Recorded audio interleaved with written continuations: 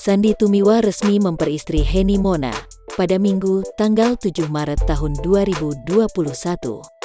Keduanya menikah secara siri lantaran Henny Mona masih menyelesaikan akta perceraiannya dengan Rio Reifan. Sebelum memperistri Henny Mona, ia bertemu langsung dengan Rio Reifan untuk meminta izin. "Saya sebagai laki-laki bagaimanapun saya ketemu sama Rio, gimanapun dia kan teman saya di sinetron," ujar Sandy Tumiwa. Hal itu disampaikan Sandy Tumiwa dalam unggahan video kanal YouTube KH Infotainment pada Jumat, tanggal 12 Maret tahun 2021. Beruntung, Rio Reifan menyambut baik niatnya untuk membicarakan soal asmaranya dengan Henny Mona.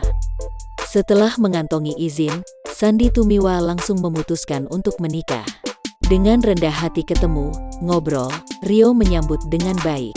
"Artinya buat kita ke depan sudah nego semua, tinggal kita fokuskan ke depannya," ujar Sandy Tumiwa. Bahkan usai resmi menikah, Sandy Tumiwa serta Henny Mona sempat bertemu Rio Reifan.